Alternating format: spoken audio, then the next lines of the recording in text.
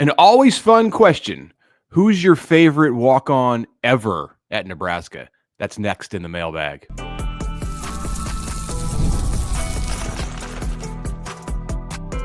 You are Locked On Nebraska, your daily Nebraska Cornhuskers podcast, part of the Locked On Podcast Network, your team every day. Good morning, and thanks for making Locked On Nebraska your first listen every day. We are free and available wherever you get podcasts and on YouTube, part of the Locked On Podcast Network, your team every day. And this episode is brought to you by 5 Hour Energy. Head to 5hourenergy.com to find more than 15 flavors to choose from. Need one now? Just grab a 5 Hour Energy shot at your local grocery store or convenience store. Stock up and stay energized.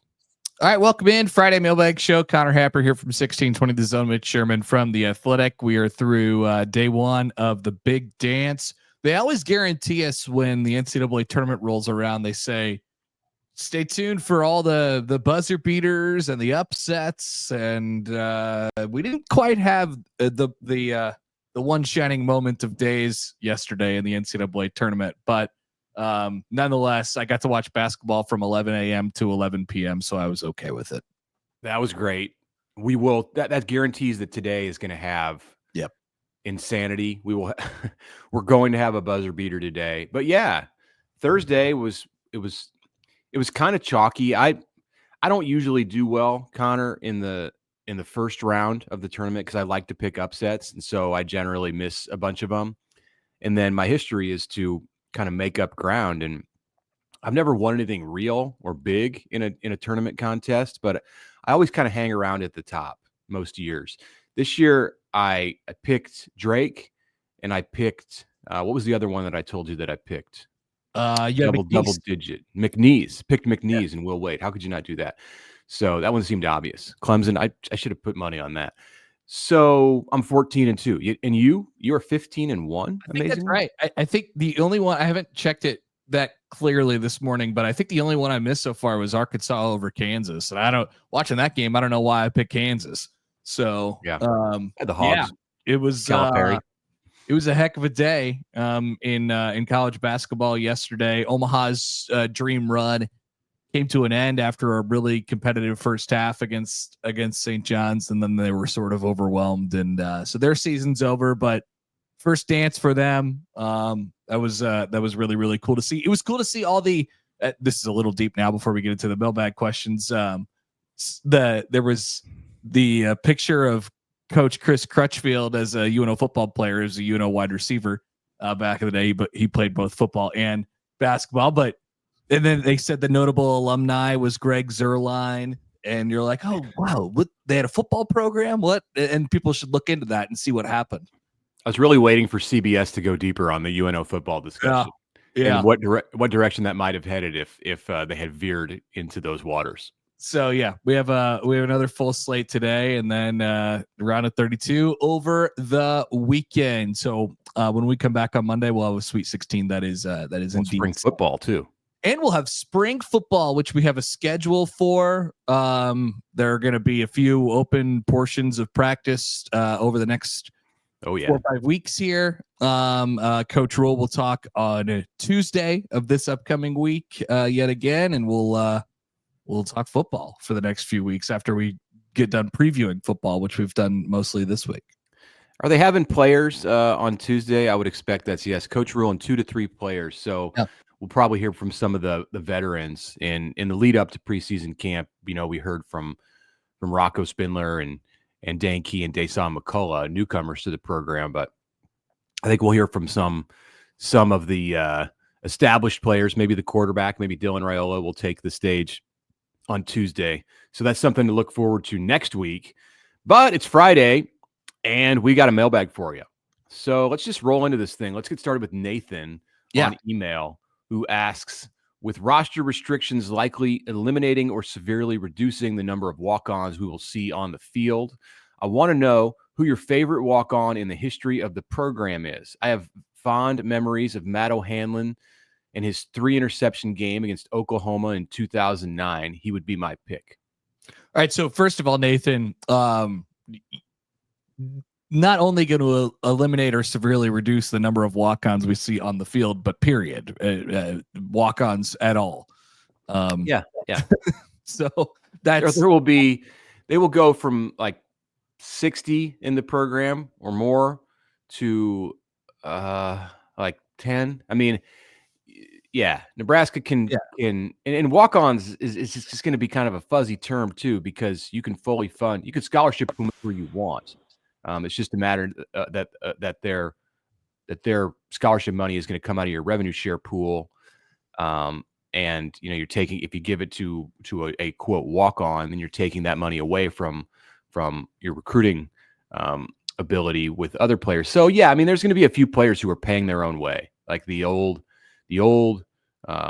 version of a walk-on, where you just want somebody who's doing it for the love of the game. Like, that's still going to exist at Nebraska, but it will be minuscule in comparison to what we've seen for decades. Yeah. So my favorite walk-on, it's not Matt O'Hanlon. Matt O'Hanlon, he did have the 3 interception game against Oklahoma in 2009, but he also let the Virginia Tech game go over his head in 2009. That was take it easy. I'm just saying, that's what I remember when I think of Matt O'Hanlon and Tyrod Taylor. Yeah. Danny Cole running down the sideline. So yeah, and people always say, well, Happer, no, he got 3 interceptions against Oklahoma that same year and he won the game. It's like, yeah, I know. I remember that one too. That was a good game. Nebraska won it 10-3, and they finally realized, oh, our defense is legit good.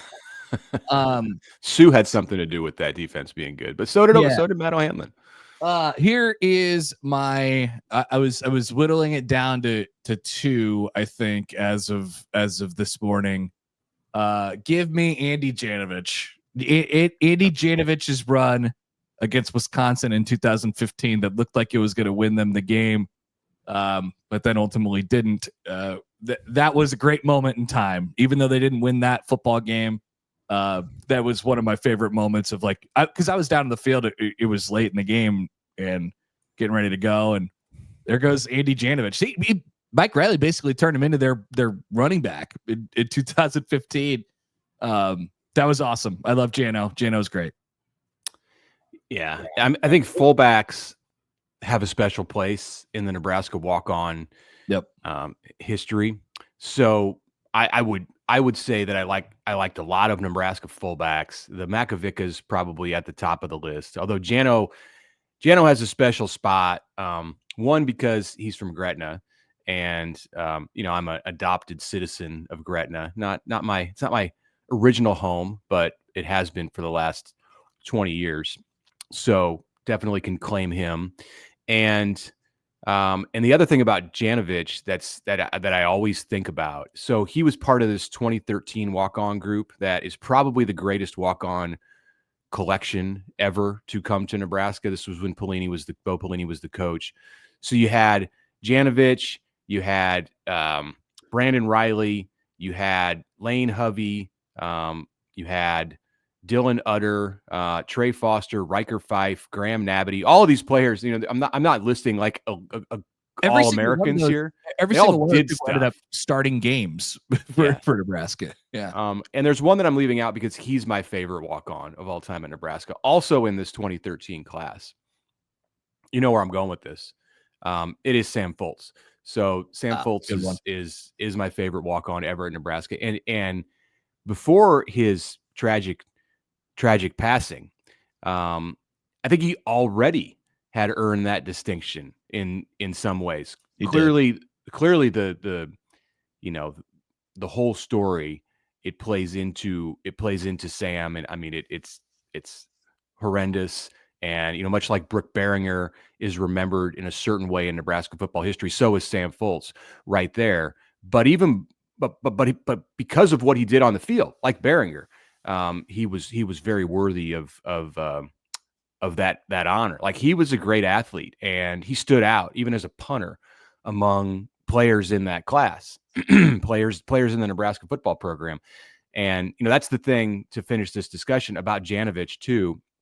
When he got there in 2013, he was paying his own way, and very quickly as a true freshman distinguished himself as the most, or very close to the most physically ready player in the freshman class, including the scholarship players, to go out and do damage on the field. So he quickly got a scholarship. I think it was after one semester in Nebraska. Yeah.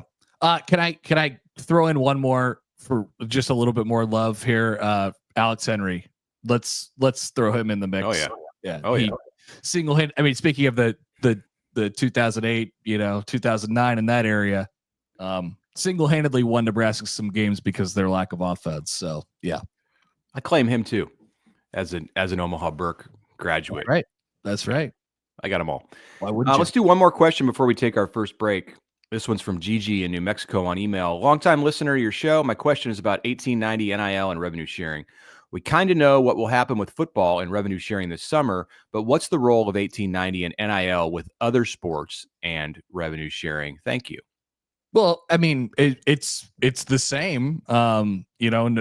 Nebraska will have a portion of the $20.5 million from the revenue sharing that is dedicated to men's basketball, women's basketball, baseball, however they decide to divvy it up. That's one of the volleyball. things that I'm looking forward to. Volleyball, obviously. That's one of the things I'm looking forward to hearing about, really, really soon here from Nebraska. We're going to have to get kind of that plan sort of laid out in front of everybody. And so NIL's role and 1890's role is to, supplement, pay for the student athletes. Might be a little bit more difficult to work it the way it's currently working. Might be an extra clearinghouse for the actual deals that get made and things like that, which is probably good in the long run. But yeah, it's the same deal, just on a smaller scale. Yeah, there's this threshold, the $600 threshold where the deals have to be approved. But my thought on that is, first of all, on April 7th, so right around the corner, the settlement terms are in court for final approval.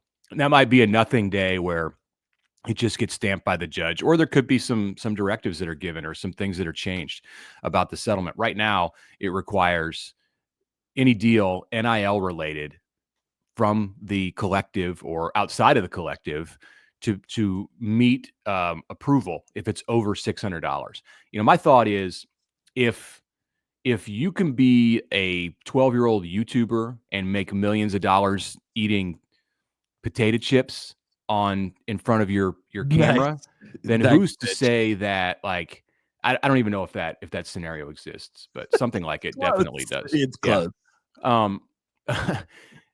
Then who's to say that, like, a pole vaulter at Texas or a volleyball player at Nebraska or a basketball player wherever has not earned a $10,000 NIL deal just because, for whatever, someone doesn't think they deserve it and they think it's just pay for play. No, I mean, if someone's willing to pay it, then it's technically that's your market value. So I think like the clearinghouse stuff is going to quickly turn into it's not going to end up mattering. So the role of 1890 will be to supplement revenue sharing. Revenue sharing comes from the school.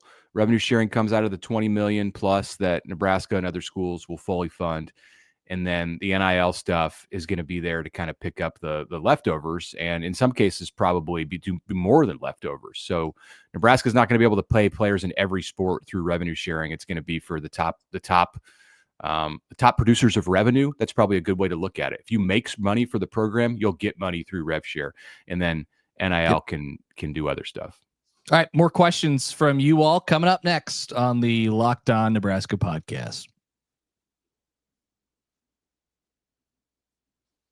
But first, a word from our friends at Nissan. We're all about the stats here on the Locked On Nebraska podcast. Why? Because numbers do not lie. And when it comes to the all-new Nissan Armada Pro 4X, the numbers are on an MVP level. With the ability to tow up to 8,500 pounds, it can quite literally carry the whole team, plus the gear, wherever you need to go. It's powered by twin-turbo V6 engine, delivering the strength and performance to handle highways, back roads, and everything in between. And with room for up to 8 people, the Armada Pro 4X is built for big adventures, and even bigger memories. So whether you're exploring off-road trails, rolling up to the arena, the Armada Pro 4X brings power, versatility, and style wherever you go. Take your adventures to new heights in the all-new Nissan Armada Pro 4X and learn more at nissanusa.com. And a message here from 5 Hour Energy. Daylight savings time snuck up on us again. Hope you've set your clocks forward by now. If not, what the heck's going on? Yeah. If you're feeling lost, like you've lost that hour of sleep and it's impacting your day, hey, 5 Hour Energy has got your back. The extra sunshine, it means more time for fun, but you need a little boost to power you through. So whether you're staying up late to watch the NCAA tournament, as we did last night, and then again on Friday night, and then again on, you get the picture. So, or you're squeezing in an extra round of golf after work with this snow melting, or you just want to keep up with your busy day, try some 5 Hour Energy. It's a refreshing pick-me-up whenever you need it. 5 Hour Energy can help you get out and exercise, go for a hike, go for a run. Try the Tropical Burst for a taste of something different. So head to 5hourenergy.com to find more than 15 flavors to choose from, including watermelon, blue raspberry, peach mango. You can even build your own 24-pack or 12-pack delivered right to your door, have it delivered to your door, or you can pick it up at your local grocery or convenience store. Stock up today and stay energized with 5 Hour Energy.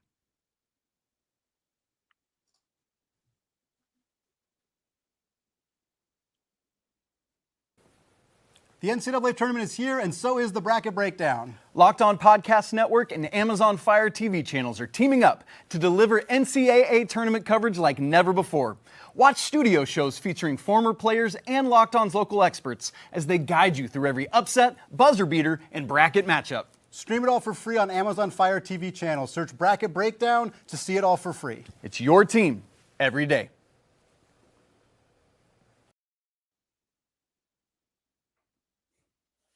All right, welcome back.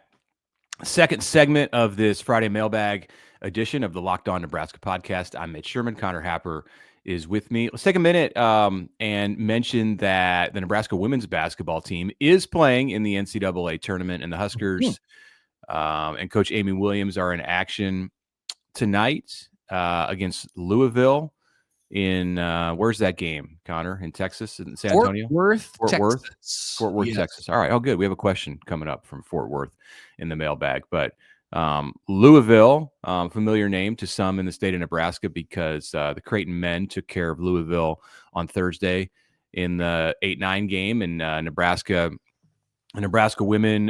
Is this a 7-10 game? Sorry, I've been on vacation.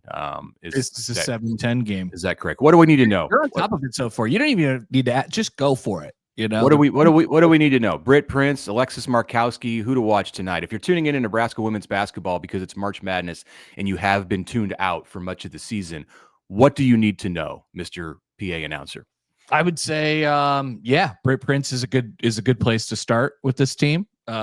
She'll need to take on a big scoring responsibility, and then Markowski will probably fill it up with double doubles, and hopefully you get some more 3-point shooting from the people around her, and then you go from there. They get a chance to make some sort of a run here. Being a 10 is a lot better than being a 8 or a 9. I'll tell you that. Right, and then the winner awaits. Who's the 2 seed in the Fort Worth? Oh, that'd be TCU. TCU, yes. Home sites. So TCU.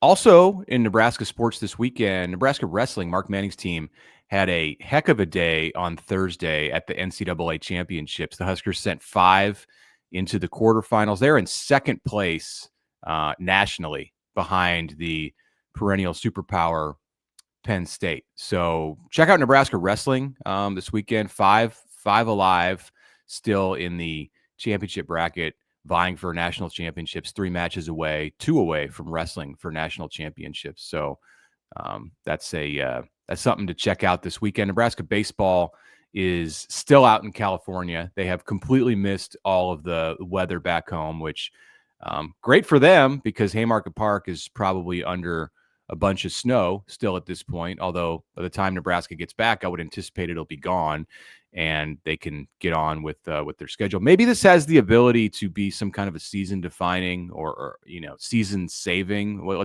let's not get too ahead of ourselves here, but Nebraska did go and sweep a bad Pepperdine team in Malibu on Tuesday and Wednesday after getting it handed to them at UCLA. So I would imagine there have been some hard conversations after the 1-5 start in Big Ten play with Will Bolt's team here while they're out in California. They've probably not been like surfing and walking on the beach the entire time there, and they'll go to USC and see if they can make something real out of this trip to the West Coast over spring break. All right, couple quick questions here. Sorry, in segment 2, Trent via email. Speaking of Fort Worth, Trent says he's from Fort Worth and he's 19 years old and he's glad to have us as a first listen every day. Thank you, Trent. That is appreciated. Wondering what y'all's take on the linebacker situation is. Is there going to be an avenue for Christian Jones and Dawson Merritt to play? I wouldn't think Dawson would flip from Alabama without the availability of snaps. Yeah, that's a logical thing to think. Dawson Merritt's hurt and not going to be going through spring practice. He can get those mental reps, but he's limited in what he can do. So that wasn't part of the plan when he made that flip from Alabama to Nebraska, but he's benefiting for sure from this spring semester in Lincoln. And yeah, Christian Jones, we went over the linebackers on Thursday's show. So if you want to hear more talk about Christian Jones, go check out our breakdown of Nebraska's defensive size, the spring preview that we did. Let's roll this right into the next question, which is from Jesus Rivera on YouTube. And he says, if Dylan Rogers is healthy, he will make an impact at linebacker, no doubt. I like Rogers over Christian Jones. What think you of that?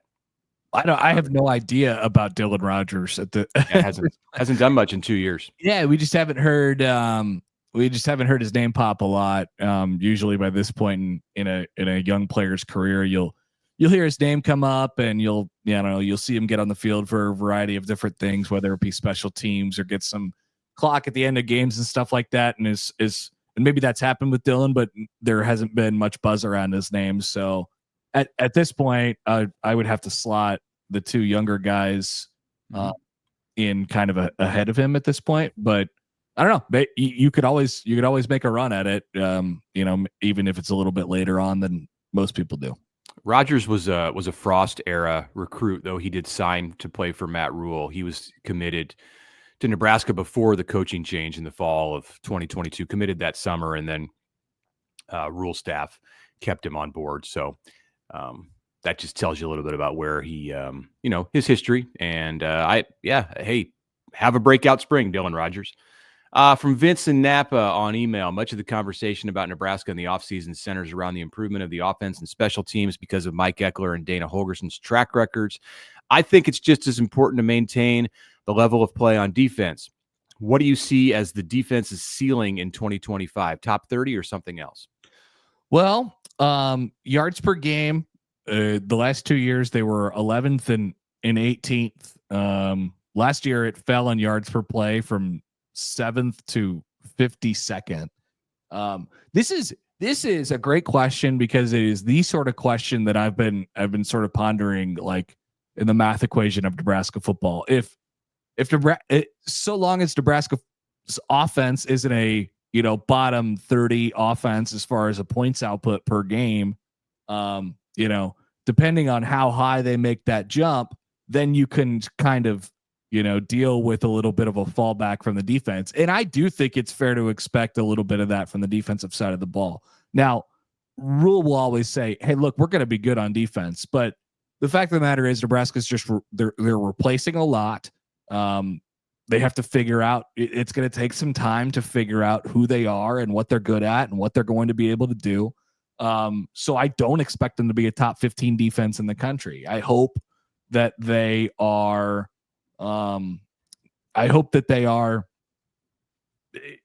competent, and to good.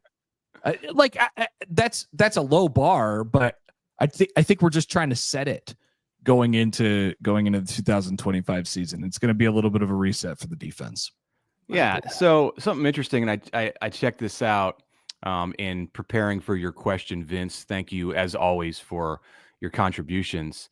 Nebraska did sustain a significant drop in yards per play from 2023 to 2024. So it was 7th nationally in yards per play in Tony White's first season, and then fell to 52nd last year. In yards per game, which we notice more, the Huskers were 11th in 2023 and then 18th in 2024. So you can see that there is a need for Nebraska to kind of pick things back up with what's happening on defense. What's the ceiling? I think this defense can be really good if some of the young pieces step up. Like, what's going to happen at defensive end? Is Nebraska a year away at defensive end from having elite pass rushers in Keona Davis and Williams Nwaneri? Or are those guys going to make a jump starting this spring, starting next week, starting Monday with the first practice of the spring, and will that carry over into the 2025 season and help Nebraska be a top 20 defense? I think the ceiling is higher than top 30. I think the ceiling is probably somewhere up around where that 2023 defense was for Tony White, like a top 15 defense nationally. And if you got that, and then you have this kind of improvement that you referenced and that we've been talking about all offseason with the offense and special team because of Eckler and Holgerson, then I think you really have something. Yeah, I think the floor is a lot lower this year, though, just given that they were so old over the last couple of years. Okay, we do have to take one more break. We'll squeeze that in quickly before we get to some other questions. Back after this on the Locked On Nebraska podcast.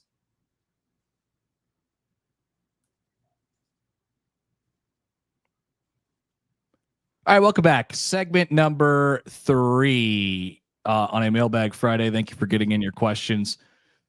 Today, let's speed through a few of these before we get out of here. Jeremy, via email, he asked a question directly to you, Mitch. Mitch, you've written that the Nebraska front office staff is expected to expand under Pat Stewart, with Vince Ginta not expected to be part of the restructured department. What are the chances that Stewart brings in a few area scouts he's worked with, whether it's in Carolina or New England?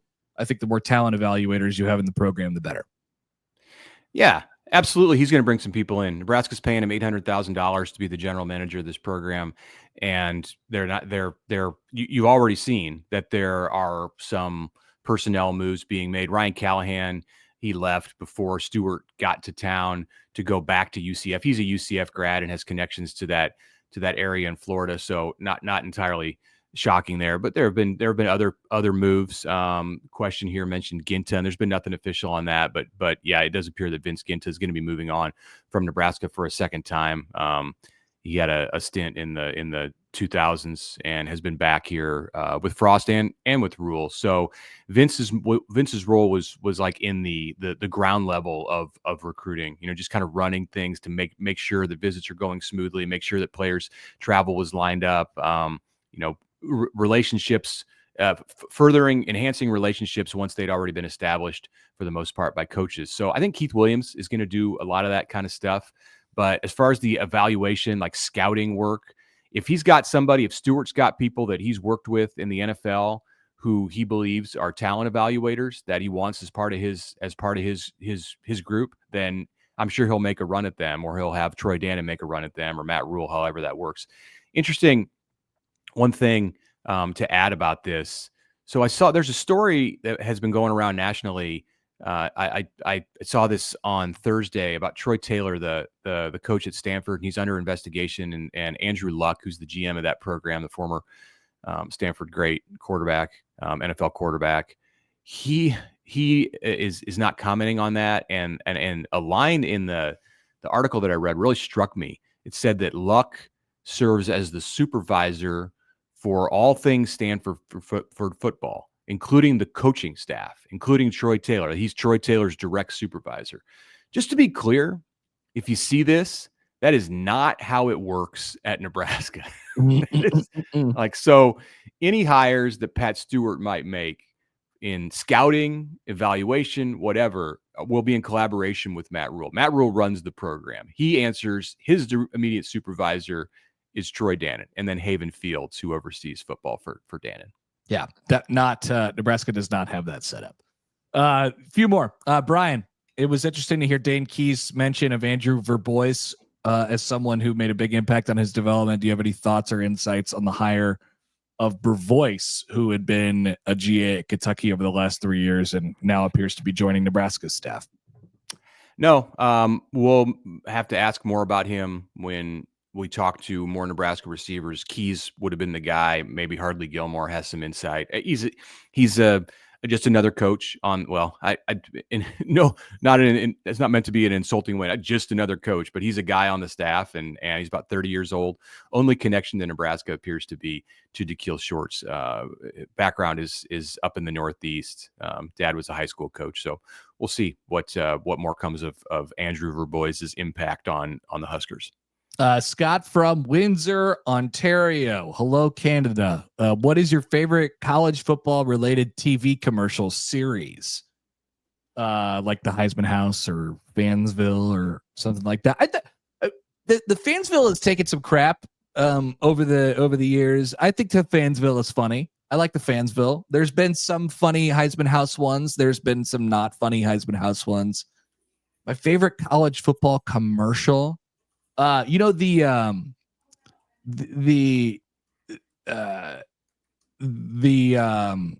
Pacific Life, the whale, and it has the song, the kind of upbeat.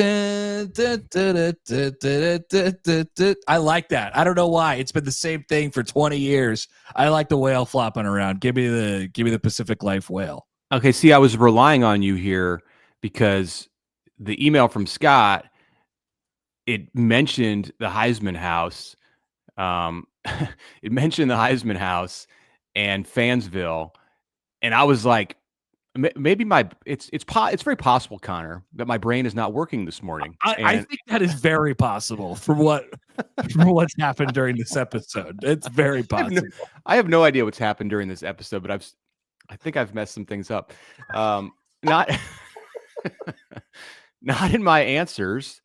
They've been on point, I think, but I don't know what else is going on as we trade notes on text. So I couldn't think of anything. I couldn't think of it. I don't even know what you're talking about it with Pacific Life. You don't know the big whale? The big whale. He jumps in. I can kind of see it. I don't know. I think I need to go back to bed. The Heisman House. I do like the Heisman House. I do like. Who was? Did they have had to have had a Travis Hunter one? No, I don't know. I remember like when there's a new Heisman winner and he knocks on the door. That's always amusing to me. And like Bo Jackson and Charles Woodson are sitting around like smoking cigars or whatever it might be in the house. I'm just gonna go with the Heisman House because I can't even function. Jack, how about Larry Culpepper? Remember Larry Culpepper? Yeah. I like that guy. Yeah, that was brought up. That was brought up by Scott also in his email. I didn't type it out in the question that we see. Fansville, they changed. Dr. Pepper changed it to Fansville, and but that was like in replacement of Larry Culpepper. They Larry Culpepper, the guy who played Larry Culpepper. He's like an Omaha guy. They killed Larry Culpepper off. I don't see him very much anymore. I don't know where he's at. I don't even think it was a commercial, and it's not college football. But did you see the Peyton Manning, the little short with Peyton Manning filling out his bracket? Yes. And he had Tennessee and Omaha in the final, and he just couldn't bring himself to pick either one of them. That leads into our last question from put me out of my misery from Shane on email. He says, by the time you do the show, you will know, but how embarrassing would it be if UNO gets an NCAA tournament win before the Huskers have a great day? And my response to that is no, we actually still don't know. It still could happen. It did not happen on Thursday night, as mentioned earlier in the show. I did hear that part of the show when you said that St. John's beat the Mavs. Yeah, okay. I'm glad you caught that. So, okay, just quickly, because we're already too deep into this episode now. So is it really that embarrassing, for UNO to win a game before Nebraska does in the tournament? Like, no, I think it would have no impact. Already been suffered from everywhere. They already got shouted out on national television during that game as a team. Yeah, really, Power 5 has never won an NCAA tournament game.